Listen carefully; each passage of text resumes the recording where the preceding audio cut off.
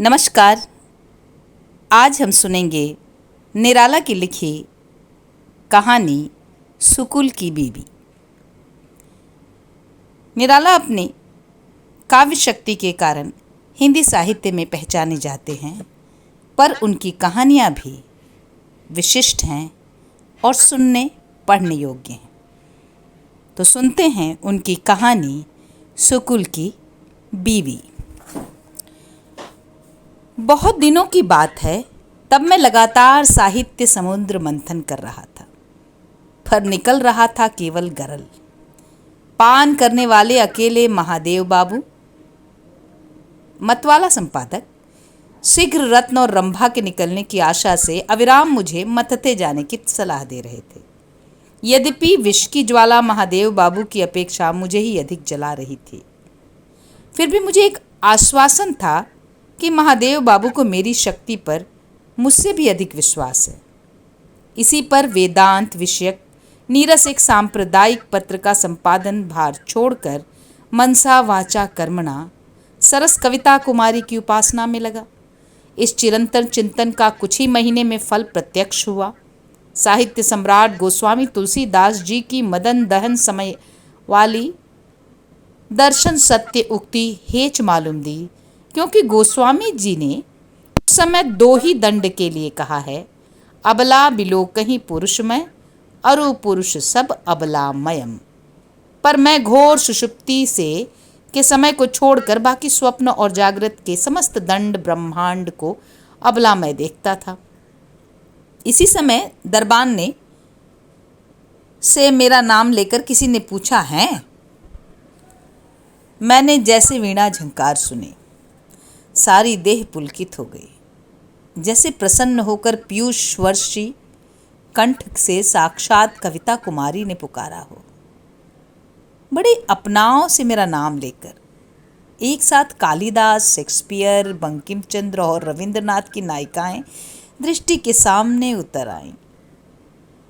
आप ही एक निश्चय बंध गया, यह वही हैं जिन्हें कल कार्नावालिस स्क्वायर पे देखा था।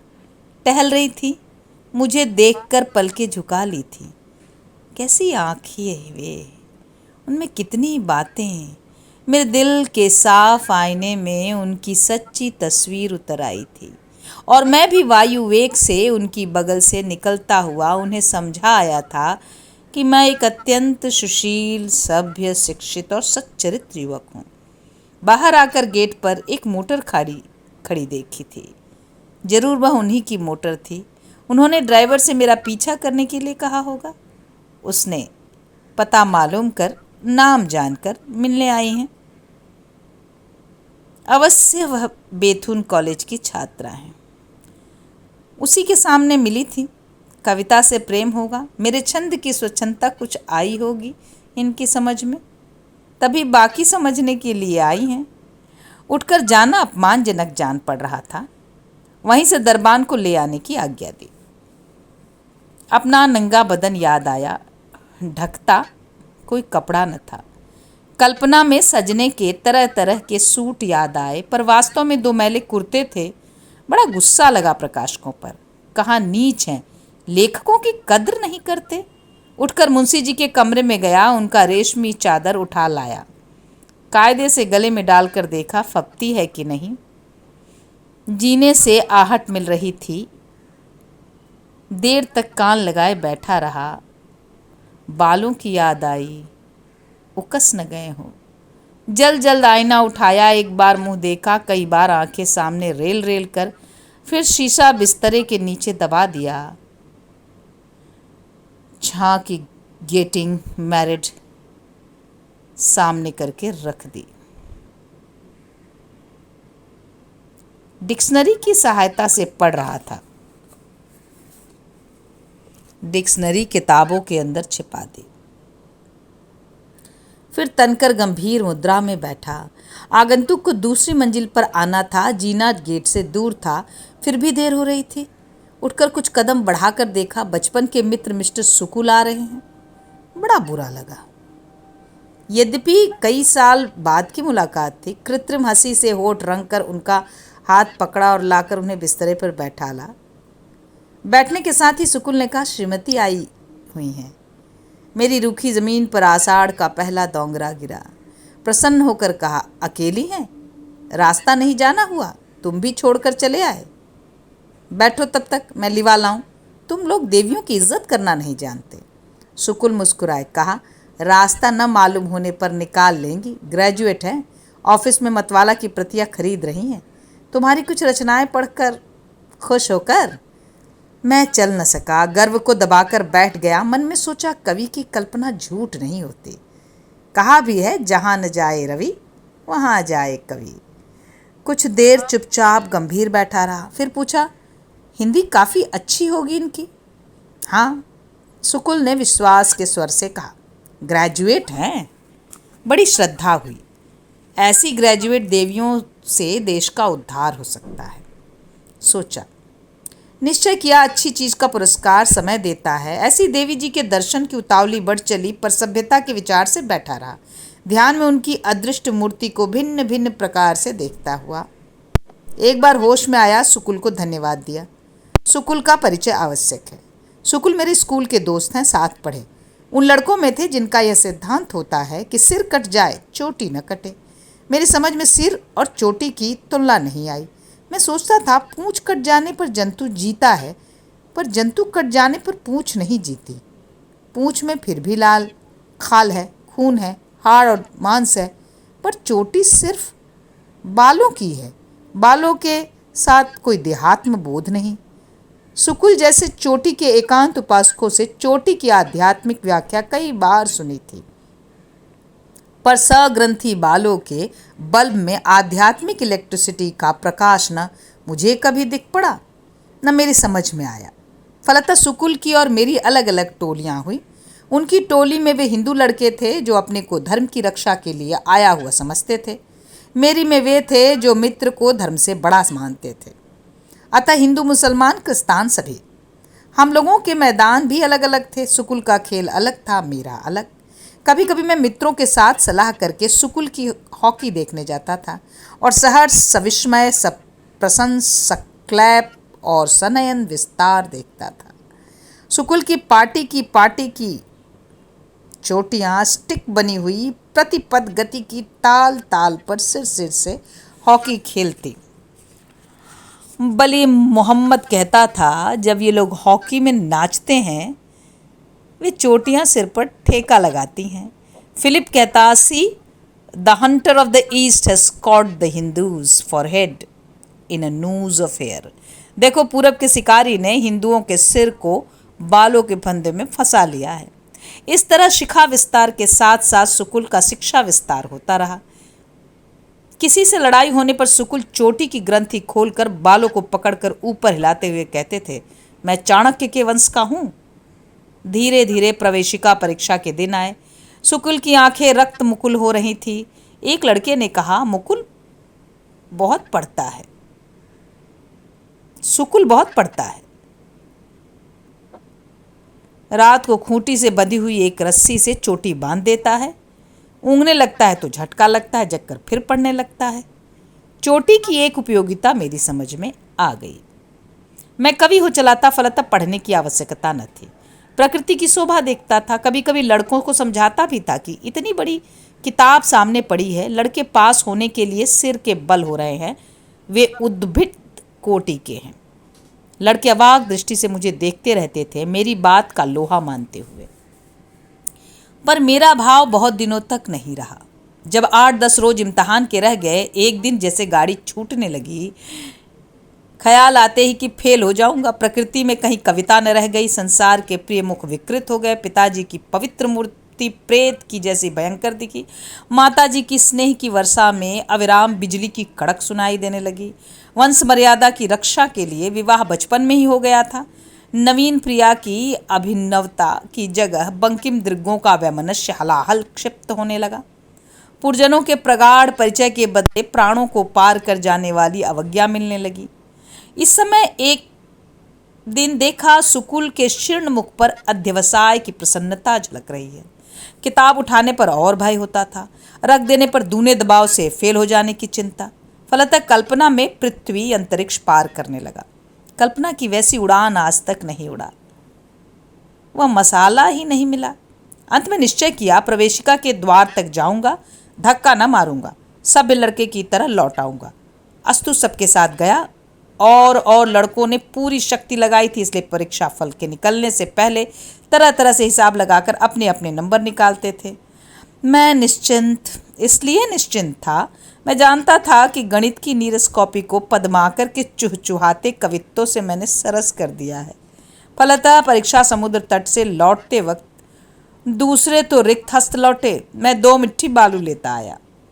घर में पिता, माता, पत्नी, परिजन, पुरजन सबके लिए आवश्यकता अनुसार उसका उपयोग किया। मेरे अविचल कंठ से यह सुनकर कि सूबे में पहला स्थान मेरा होगा, अगर ईमानदारी से पर्चे देखे गए, लोग चिंतित हो उठे, विचलित हो उठे। पिताजी गर्व से गर्दन उठाए रहने लगे, पर ज्यों ज्यों फल के दिन निकट होते आए, मेरी आत्मा की वल्लरी सूखती गई। वह जगह मैंने नहीं रखी थी कि पिताजी 1 साल के लिए माफ कर देते। घर छोड़े बगैर निस्तार न देख पड़ा। एक दिन माताजी से मैंने कहा, जगतपुर के जमींदारों ने बारात में चलने के लिए बुलाया है, और ऐसा कहा है जैसे मेरे गए बगैर बारात की शोभा न बन पड़ती हो। जमींदारों के आमंत्रण से माताजी छलक उठीं। पिताजी को पुकार कर कहा, सुनते हो, तुम्हारे सपूत जमींदारों के यहाँ उठने बैठने लगे हैं, बारात में चलने का न्योता है। पिताजी प्रसन्नता को दबाकर बोले, तो चला जाए, जो कहे कपड़े बनवा दो और खर्चा दे दो। एकांत में पत्नी जी मिली, बड़ी तत्परता से बोली, वहाँ नाच देखकर भूल न जाइएगा। राम भजो, मैंने कहा। क्व सूर्य प्रभो वंश क्व चाल्प विषयामति। मैं इसका मतलब भी समझूं? वह एक कदम आगे बढ़कर बोली, मैंने भी निश्चय करके तुलना में मैंने उन्हें श्रेष्ठ बतलाया। समझ कर मैंने कहा, कहाँ तुम्हारी बांस सी कोमल दुबली देह से सूरज का प्रकाश, कहाँ वह जहर सी भरी मोती रंडी। चलो, कहकर वह गर्व गुरु गमन के से काम को चल दी। समय पर कपड़े बने और खर्चा भी मिला। पश्चात यथा समय जगतपुर के जमींदारों की बारात के लिए रवाना हुआ। कुछ दूर से राह काटकर ऐन गाड़ी के वक्त में स्टेशन पहुंचा। वहां से ससुराल का टिकट लिया। रास्ते भर में खासी मुहर्रमी सूरत बना ली। ससुराल वाले देखते ही दंग हो गए। ससुर जी, सासू जी और लोग घेर कर कुशल पूछने लगे। मैंने उखड़ी आवाज़ में कहा, गांव में एक खेत के मामले में फौजदारी हो गई है, दुश्मनों के कई घायल हुए हैं, इसलिए पिताजी की गिरफ्तारी हो गई है। गिरफ्तार होते वक्त उन्होंने कहा, अपने ससुर जी से विवाह के करार वाले बाकी 300 रुपये लेकर दूसरे दिन जिले में आकर जमानत में छुड़ा लेना। ससुर जी सन्न हो गए। सासू जी रोने लगी और लोगों को काट मार गया। ससुर जी के पास रुपए नहीं थे, पर सासू जी घबराई कि ऐसे मौके पर मदद न की जाएगी तो त्रिपाठी जी कैद से छूटकर अपने लड़कों की दूसरी शादी कर देंगे। इस विचार से नथ, करधनी, पायजेब आदि कुछ गहने रहन रहकर 150 रुपये मुझे देती हुई बोली, बच्चा इससे ज़्यादा नहीं हो सका, हम तो तुम्हारे सदा के ऋणी हैं, फिर धीरे धीरे पूरा कर देंगे। त्रिपाठी से हाथ जोड़कर हमारी प्रार्थना है। मैंने उन्हें सांत्वना दी कि बाकी रुपए लेने मैं उनके घर कभी ना आऊँगा। एक विपत्ति की बात थी, वह इतने में टल जाएगी। सासू जी मारे आनंद के रोने लगी। मैंने बड़ी भक्ति से उनके चरण छुए और यथा समय स्टेशन आकर कलकत्ते का टिकट कटाया। यहाँ से मेरे नवीन जीवन की नींव पड़ी। अखबारों में देखा, सुकुल प्रथम श्रेणी में पास हुआ है। 4 साल बाद वह बीए हुआ, एमए हुआ। मैं मालूम करता रहा, अच्छी जगह पाई।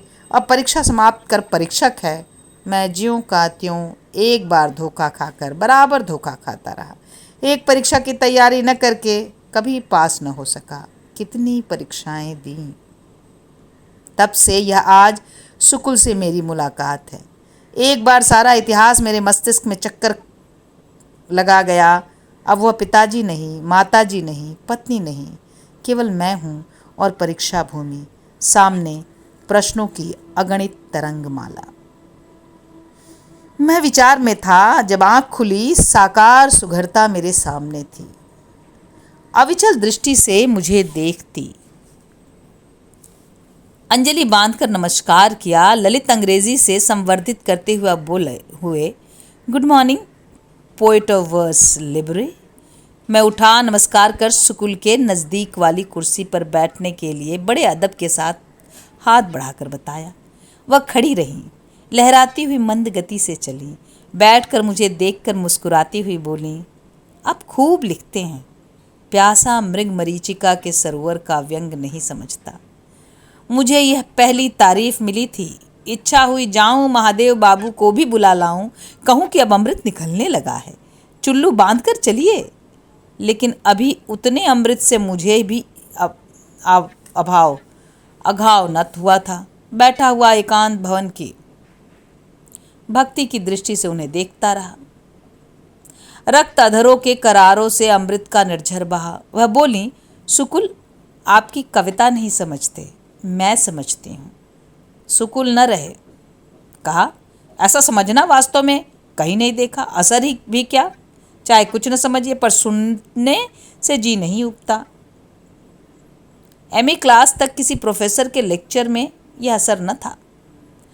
हाँ हाँ जनाब, देवी जी की मेरू मूल सीधा करके बोली, यह एमए क्लास के आगे की पढ़ाई है। जब पास करके आए थे, हाथ भर की चोटी थी, समझ में एक वैसी ही मेख। सुकुल की चोटी मेरी निगाह में सुकुल से अधिक परिचित थी, पर उसके आने पर मैंने उन्हें ही देखा था। चोटी सही सलामत है या नहीं मालूम करने के लिए निगाह उठाई कि देवी जी बोली, अब तो चांद है। सुकुल को सुकुल बनाते सच कहती हूँ, मुझे बड़ी मेहनत उठानी पड़ी है। उन्हें धन्यवाद दूँ, हिम्मत बांध करके बोली, मैं स्वयं सुकुल की सहधर्मिणी नहीं। मेरा रंग उड़ गया। मुझे देखकर मेरे ज्ञान पर हंसकर जैसे बोली, सुकुल स्वयं मेरे सहधर्मी हैं। मैं साहित्यिका को ताज्जुब की निगाह से देखने लगा। इतने पर उनकी कृपा की दृष्टि मुझ पर पड़ी। बोली, मैं आपको भी सहधर्मी बनाना चाहती हूँ। मैं चौंका, सोचा, क्या यह द्रौपदी वाला धर्म है? देवी जी ने कलाई वाली घड़ी देखी और उठकर खड़ी हो गई। भौं चढ़ाकर बोली, बहुत देर हो गई, चलिए, आपको लेने आई थी, टैक्सी खड़ी है। फिर बढ़कर मेरे कंधे पर हाथ रखकर बड़े ही मधुर स्वर में पूछा, आप मुर्गी खाते हैं? मैंने सुकुल को देखा। सुकुल फिर मुस्कुराए। समझकर मैंने कहा, मेरा तो बहुत पहले से सिद्धांत है। वह चली, मैं भी उसी तरह चद्दर ओढ़े सुकुल के पीछे चला। रास्ते भर तरह तरह के विचार लड़ते रहे। समाज में इतनी आज़ादी नहीं, स्त्री के लिए तो बिल्कुल नहीं। मुर्गी किसी तरह नहीं चल सकती। मैं खाता हूँ छिपा कर, क्या ये स्त्री? पर सुकुल जी तो सुकुल हैं।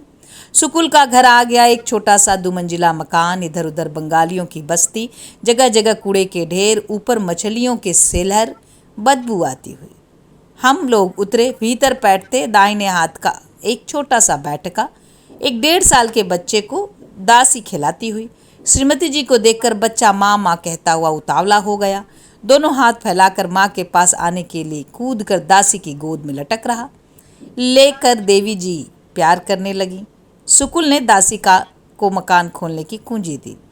एक सहृदय बात कहना चाहिए, सोचकर मैंने कहा, भूखा है, शायद दूध पीना चाहता है। देवी जी ने सोडसी के कटाक्ष से देखा, कहा, दासी पिला देगी। मैंने पूछा, क्या यह आपका बच्चा नहीं है? हंसकर बोली, मेरा है, क्यों नहीं, पर दूध मेरे नहीं होता। मैंने निश्चय किया, शिक्षित महिला है, यौवन है, अभी मातृभाव नहीं आया, इसलिए दूध नहीं होता। मन में विधाता को धन्यवाद देता रहा। चलिए, वह बोली, ऊपर चले, एकांत में बातें होंगी। सुकुल बाजार जाएंगे मुर्गी लेने। बच्चे को फिर दासी के हवाले कर दिया। मैं उनके पीछे चला, यह सोचता हुआ कि एकांत में सहधर्मी बनाने का प्रस्ताव न हो। चित्त को काबू में न कर सका, वह पुलकित होता रहा। यह कुछ सजा हुआ सा शयन कक्ष था। बैठिए कहकर वह स्टोव जलाने लगी। मैं आईने में उनकी पंप करती तस्वीर देखता रहा। चाय, पान और सिगरेट मेज पर लगाकर बैठी, प्लेट पकड़कर मेरा प्याला बढ़ाती हुई मधुर कंठ से बोली, शौक कीजिए। विनम्र भाव से मैंने दूसरी ओर वाली बात पकड़ी और आंखों में ही उन्हें धन्यवाद दिया। निगाह नीची कर मुस्कुराती हुई उन्होंने अपना प्याला होठों से लगाया। आधी चाय चुक जाने पर पूछा, आप मेरे सहधर्मी हैं तो? पेट में उतनी ही चाय से समंदर लहराने लगा। ऊपर तूफान, श्याम तट पर भावों के कितने सजे दृढ़ मकान उड़ गए। ऐसी खुशी हुई। कहा, लेकिन आप लेकिन शुकुल की बीवी हैं? हाँ हूँ। फिर मैं कैसे बीवी बना सकता हूँ? ऐसा धर्म संकट जीवन में कभी नहीं पड़ा। मेरा सारा समंदर सूख गया, तूफान न जाने कहाँ उड़ गया, सिर्फ रेगिस्तान रह गया जो इस ताप से और तपने लगा। मुझे चुपचाप बैठा अनमेल दृष्टि से देखता हुआ देखकर बोली, हाँ, बुरा न माने, मैंने देखा है मर्दों में एक पैदाइशी नासमझी है। वह खास तौर से खलती है जब औरतों से वो बातचीत करते हैं। मान लेने में ही बचत मालूम दी। मैंने कहा, जी हाँ, औरतों के सामने उनकी समझ काम नहीं करती। हाँ, वह बोली, शुकुल को आदमी बनाती बनाती मैं हार गई। बीवी को ही लीजिए। बीवी तो मैं शुकुल की भी हो सकती हूँ ही, आपकी भी हो सकती हूँ। मैं सूख तो गया पर प्रसन्नता फिर आई। मैंने बिना कुछ सोचे एक उद्रेक में कह दिया, हाँ, आप नहीं समझे? वह बोली, आप साहित्यिक हैं तो क्या, फिर भी शुकुल के दोस्त हैं। बीवी की बहुत व्यापकता है। जरूर, मैंने कहा। उन्होंने कान न दिया, कहती गईं, छोटी बहन, भतीजी, लड़की, भयहू, छोटे भाई की स्त्री, सबके लिए बीवी शब्द आता है। आपकी हाँ किस अर्थ के लिए है?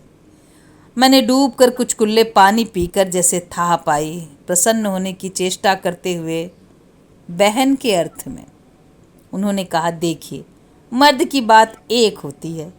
इज्जत बचाने के लिए और जोर देकर मैंने कहा, हाँ, मुकर जाऊं तो मर्द नहीं। लजाकर उन्होंने एक बार अपनी आंख बचाई, संभल कर बोली, हम बड़ी विपत्ति में हैं, साल भर से छिपे फिरते हैं। मैं बचने के लिए शुकुल से उनके मित्रों का परिचय पूछती रही। फिर आपका परिचय मुझे त्राण देने वाला मालूम हुआ, पर पता मालूम न था। साल भर से लगा रहे थे। मैंने चितवन देखी, आंखें सजल हो गई। कहा, मैं तैयार हूँ। वह उठ खड़ी हुई, सामने आकर हाथ पकड़कर कहा, भाई जी, मेरी रक्षा कीजिए। शुकुल का घर छूटा हुआ है। जिस तरह हो मुझे अपने कुल में मिलाकर शुकुल से ब्याह साबित कीजिए। उसकी बड़ी बड़ी आंखें, दो बूंद आंसू कपोलों से बहकर मेरी जांघ पर टपके। मैं खड़ा हो गया और अपनी चादर से उसके आंसू पोंछते हुए कहा, तुम मेरे चाचा जी की लड़की, मेरी छोटी बहन हुई। मेरे चाचा शास्त्रिक बंगाल में आकर गुजरे हैं। उनकी एक कन्या भी थी, देश से आई थी। आनंद से भरकर मेरा हाथ लेकर खेलने लगी। इसी समय शुकुल आए, पूछा, राम कहानी हो गई? मैंने कहा, अभी नहीं, कहानी से पहले भूमिका समाप्त हुई है। शुकुल भरकर उसने कहा, कोलंबस को किनारा दिखा? शुकुल बड़े प्रसन्न पदक्षेप से मेरे पास आए, पूछा, चाय कुछ बची है? सबकी सब, मैंने कहा, पर ठंडी हो गई होगी, गर्म करा लो। बीबी की तरफ मुड़कर पूछा, लेकिन तुम्हारा नाम अभी नहीं मालूम कर पाया। जहाँ से आई हूँ, उसने कहा, वहाँ की पुखराज हूँ, यहाँ की पुष्कर कुमारी। कुंवर? मैंने कहा, जल्दी करो, तुम्हारी मुर्गी स्वादिष्ट होगी, पर कहानी और स्वाददार हो, दोनों के लिए उतावली है। कुंवर चाय बनाने लगी। पंप करते समय सिर की साड़ी सरक गई, फिर नहीं संभाला। शुकुल की आंखें लोभी भौरे की तरह उसके मुंह में लगी रहीं। मैंने वहीं स्नान किया, शुकुल की धोती पहनी, भोजन किया, बिल्कुल मुसलमानी खाना। वैसी ही चपातियाँ, वैसा ही कोरमा, वही चटनी, वही मुरब्बा, वही मिठाई। खाते हुए पूछा, कुंवर, हिंदू भोजन भी पका लेती हो या नहीं? उसने हाँ कहकर शुकुल की तरफ इशारा किया है, इनसे सीखा है। किताब छोड़कर खाना पकाते बड़ी परेशानी होती होगी तुम्हें, मैंने कहा। शुकुल के लिए सब कुछ कर सकती हूँ, उसने जवाब दिया। भोजन समाप्त हुआ, हम लोग उसी कमरे में गए, शुकुल बच्चे को लिए हुए। पान खाते खाते मैंने कहा, अब देर न करो कुंवर एक बार नीचे गई, दासी से कुछ कहकर दुमंजिले का दरवाज़ा बंद कर आई और अपनी कुर्सी पर बैठी। मैंने कहा, अब सुबह से शीघ्रम होना चाहिए। कुंवर बोली, मेरी माँ हिंदू है, लखनऊ के वाजपेयी खाने वाले घर की, मैं उन्हीं से हूँ। तब तो तुम कुलीन हो, मैंने कहा। तुम्हारे पिता का नाम? उसका नाम कौन ले, कुंवर बोली। आपके चाचा जी मेरे पिता हैं। कुंवर भर गई, रुककर संभलने लगी। बोली, वाजपेयी जी को एक ब्याह से संतोष नहीं हुआ, दूसरी शादी की। तब मैं पेट में थी। बेटा मेरा ननिहाल है। सिर्फ नानी थी। ईश्वर की इच्छा उनका देहांत हो गया। तब मेरी माँ ने ससुर को कई चिट्ठियाँ लिखवाईं, पर उन्होंने खबर न ली। घर में किसी तरह गुजर हुई। तब लोटा थाली बेचकर उस खर्च से माँ लखनऊ आ गईं। घर में पैर रखते ससुर और पति ने तेवर बदले। पति ने कहा, इसके हमल है, हमारा नहीं। ससुर ने कहा, बदचलन है, धर्म बिगाड़ने आई है, भली होती तो चली न जाती। वहीं के लोग परिवरिश करते। पड़ोसियों की भी राय थी। सौत ने धरती उठा ली। एक रात को पति ने बाह पकड़कर निकाल दिया। माँ रास्तों पर मारी मारी फिरी। सुबह जिस आदमी ने उनके आंसू देखे वह मुसलमान था। उस वक्त माँ के दिल में हिंदू धर्म और भगवान के लिए कितनी जगह थी, आप सोच सकते हैं। निस्सहाय अंतःसत्त्वा अबला केवल आश्रय चाहती थी, सहानुभूतिपूर्ण मनुष्यतायुक्त। वह एक मुसलमान से प्राप्त हुआ। मुसलमान की बातों में भी धर्मीपन न था। एक स्त्री के प्रति पुरुष का जैसा होना चाहिए था वैसा आश्वासन, विश्वास और पौरुष था। माँ आकृष्ट हुई। वह माँ को ले चला। आगे वह, पीछे माँ। माँ फूल के कड़े छड़े धोती पहने हुए मुसलमान के पीछे चलती साफ हिंदू महिला मालूम दे रही थी। ऐसे वक्त एक आर्य समाजी की निगाह पड़ी। उसने पीछा किया। मुसलमान बढ़ता हुआ घर पहुंचा, पर उसे हिंदू का पीछा करना मालूम हो गया था, इसलिए डरा। घर देखकर वह आर्य समाजी पुलिस को खबर देने गया। इधर मुसलमान ने भी पेशबंदी शुरू की। एक दूसरे मुसलमान दोस्त के तांगे में पर्दा लगाकर माँ को दूसरे मुसलमान के घर पर आया। पुलिस की तहकीकात जारी हुई। साथ साथ माँ का एक मुसलमान के घर से दूसरे मुसलमान के घर होना। अंत में वह एक ऐसे घर पहुंची जो एक इंस्पेक्टर पुलिस का था। इंस्पेक्टर साहब छुट्टी लेकर उस वक्त रह रहे थे। नौकरी पर चलते समय वह माँ को भी साथ लेते गए। अकेले थे। माँ सुंदरी थी। इच्छा हुई इंस्पेक्टर साहब का नाम पूछूं, पर सोचा वाजपेयी के नाम के बाद साथ बात को मालूम कर लूँगा। कुंवर कहती गई। इस तरह इंस्पेक्टर साहब ने एक अबला की रक्षा की। मैं पैदा हुई। मेरे कई भाई बहन और हुए। मैं उर्दू पढ़ती थी। मुसलमान पिताजी का लखनऊ तबादला होने पर अंग्रेज़ी पढ़ने लगी। 9th क्लास में थी। माँ से पिताजी की बातचीत हुई मेरी शादी के बारे में। मैं कमरे से बाहर खड़ी थी। उन्हें मालूम न था। उस रोज़ मुझे कुछ आभास मिला। पहले माँ को नाराज़ होने पर जिन शब्दों से अभिहित करते थे उनकी सच्चाई समझी। मेरी आँख खुली। बड़ी लज्जा लगी। हिंदू मुसलमान इन दोनों शब्दों पर किसी की तरफदारी के लिए। एक रोज़ माँ को रोकर मैंने पकड़ा। जो कुछ सुना और समझा था कहा, और बाकी ब्यौरा समझाने के लिए विनय की। एकांत में माँ ने अपना सारा हाल सुनाया और ईश्वर का स्मरण कर उनकी इच्छा कहकर खामोश हो गई। मुझे जाति गर्व से घृणा हो गई। मैंने कहा, मैं शादी नहीं करूँगी। जी भर पढ़ना चाहती हूँ। बस यहीं से मेरे विचार बदले। मैट्रिकुलेशन पढ़कर मैं IT कॉलेज गई और दूसरे विषयों के साथ हिंदी ली। FA पास हो BA में गई। आखिरी साल सुकुल को देखा। सुकुल को देखा कहने के साथ कुंवर का जैसे स्नेह का स्रोत फूट पड़ा। कुछ रसपान कर मैंने कहा, कुंवर, यह अच्छी तरह वर्णन करो। हिंदी के कहानी लेखक और पाठक बहुत प्यासे हैं। कुंवर जमकर सीधी हुई। बोली, सुकुल तब क्रिश्चियन कॉलेज में प्रोफेसर थे। प्रिंसिपल को आश्वासन दिया था कि ईसाई धर्म को वह संसार में सर्वश्रेष्ठ धर्म मानते हैं, लेकिन बूढ़े पिताजी का लिहाज है और वह 2-4 साल में चलते हैं। बात को सुकुल क्रिश्चियन के अलावा दूसरे अस्तित्व नहीं रखते। कुछ निबंध के भी प्रमाण के तौर पर लिखे। दूरदर्शी प्रिंसिपल ने तब सिफारिश की और उन्हें जगह मिली। मेरे मकान के सामने ठहरे थे। बड़ी संभाल के हैट लगाते थे कि चोटी कहीं से दिख न पड़े। पगड़ी के भीतर विभीषण के तिलक की तरह। कभी मिसेस सुकुल आती थीं, कभी अकेले ठोंकते खाते थे। मुझे इतना जानते थे कि इस मकान से कोई कॉलेज जाती है। एक दिन की बात, मैं छत पर थी। शाम हो रही थी। सुकुल बरामदे में बैठे थे। मौसम बरसात का। बादल मदन की वैजंती बने हुए। ठंडी हवा चल रही थी, पेड़ पौधे लोट पोट। क्या कहूँ, मैं भी ऐसी हवा से लहराई। बहुत पहले कुछ ईंटें बाहर देखने के लिए जमा कर रखी थी, उन पर खड़ी हो गई। अवरोध के पार सिर उठाकर देखा, सुकुल बैठे थे। कई बार पहले भी देख चुकी थी, सुकुल ने न देखा था। अब के निगाह एक हो गई थी। सुकुल की जनरल की मूछें, बाघ का मुंह, कालिदास की आंखें। माफ़ कीजिएगा, मैं बकरे को कालिदास कहती हूँ। टकटकी बंध गई। मुझे किसी ने जैसे गुदगुदा दिया। इतनी बिजली भर गई कि मैंने फौरन सुकुल को फौजी सलामी दी। होश में आ लजाकर बैठ गई। फिर कई दिन आंखें नहीं मिलाई, छिप छिप कर देखती रही। सुकुल दूसरों की नज़र बचाते कितने बेचैन थे। मुझे लुत्फ आने लगा। शिकार की तड़फड़ाहट से शिकारी को जो खुशी होती है। बरामदे में सुबह शाम बैठना सुकुल का काम हो गया। कहीं न जाते थे। इधर उधर देखकर निगाह उसी जगह जमा देते थे। जगह खाली देखकर आह भरते थे। मैं दीवार के छेद से देखती थी। एक रोज फिर उसी तरह दर्शन देने की इच्छा हुई। ईंट बिखेर देती थी। इकट्ठी की, खड़ी हुई। सूरज मुंह के सामने था।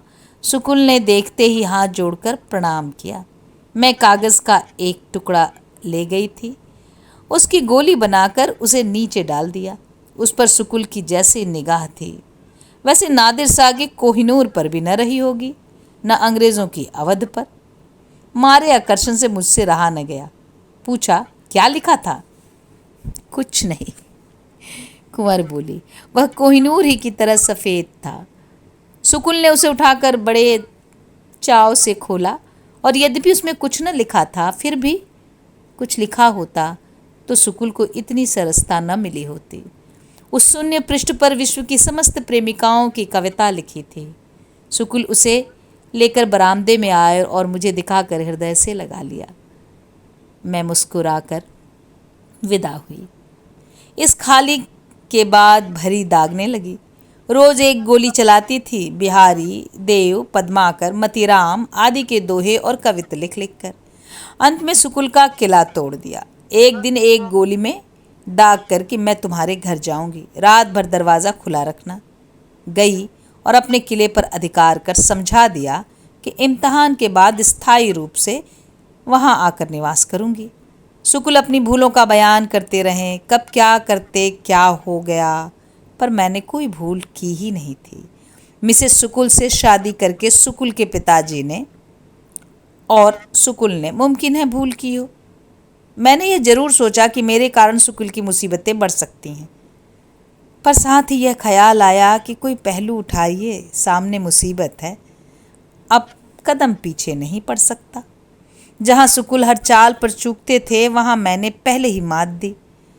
इम्तहान में बैठी और सुकुल के घर आकर मालूम किया, पास हुई और राय बहादुर बन्नूलाल हिंदी मेडल पाया, और फिर डिग्री लेने नहीं गई।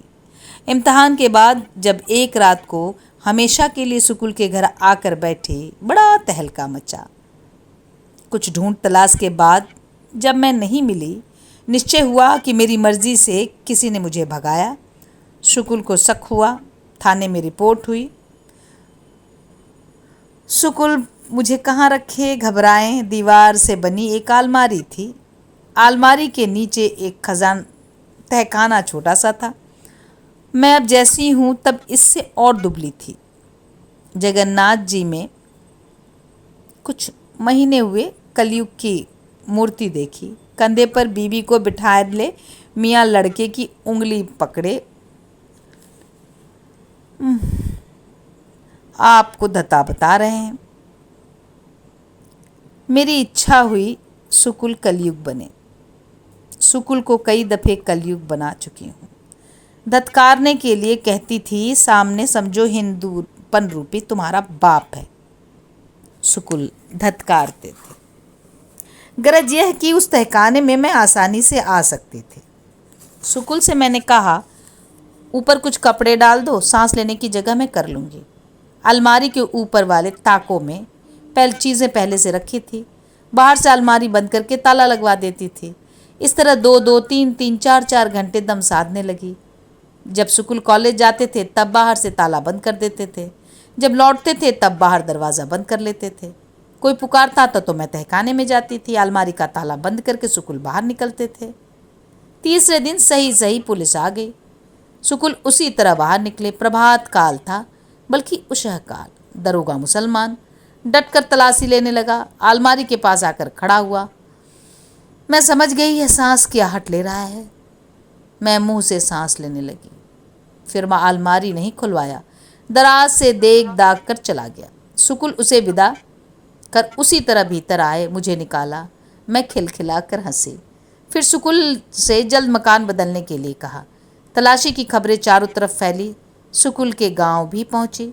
सुकुल ने भी अब तक तलाशी का हाल लिखा, पर मकान बदल कर।